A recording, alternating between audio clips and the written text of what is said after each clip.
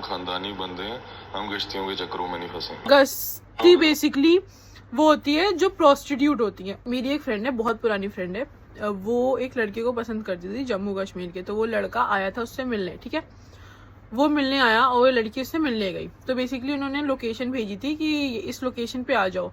तो उसके दिमाग में ये था कि ठीक है लोकेशन पे जा रहे हैं हम उन्हें पिक करेंगे और साथ में फिर कहीं चलेंगे घूमने। वो गई अंदर, उन्होंने BNB बुक कर रखा था सॉर्ट ऑफ। तो वो गई अंदर, वो लड़का उसे बैठता है और शायद उनकी थोड़ी सी बहस हुई थी मिलने से पहले, लड़ाई हुई थी, उनकी बात नहीं हो रही थी।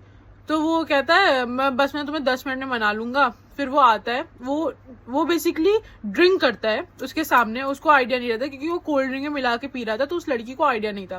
फिर उसे फोर्सफुली उसे किस करता है, उसके करीब आता है, वो मना कर रही है कि नहीं करना नहीं करना नहीं करना। और फिर भी वो ये बात मानता नहीं है, फिर भी वो फोर्सफुली किस करता है, दोबारा करता है। फिर उस लड़की ने गुस्सा किया कि मुझे नहीं करना है किस, प्लीज डोंट टच मी। तो उसने फिर गाल पे किस किया। तो उसने ये बोला कि मेरी तो लव लैंग्वेज है किस करना, अगर तुम मेरे साथ हो ना तो मैं पूरा हक दिखाऊंगा तुम पे। इसने ये सारी बातें बोली। एंड फिर वो लड़की इतनी ज्यादा अनकंफर्टेबल हो गई, इतनी ज्यादा अनकंफर्टेबल हो गई कि वहां से हट गई। उसने बोला प्लीज हट जाओ, मुझे तुमसे बात नहीं करनी। फिर वो निकल के वहां से चली आई। अब ये लड़के बेसिकली वहां पे 2 लड़के थे, एक तो उसका फ्रेंड था, एक वो था। एंड फ्रेंड तो ठीक था, फिर भी कायदे का था, लेकिन ये जो लड़का था ना, और सबसे बड़ी चीज ये थी कि ये मुस्लिम था और ये ड्रिंक कर रहा था, ठीक है।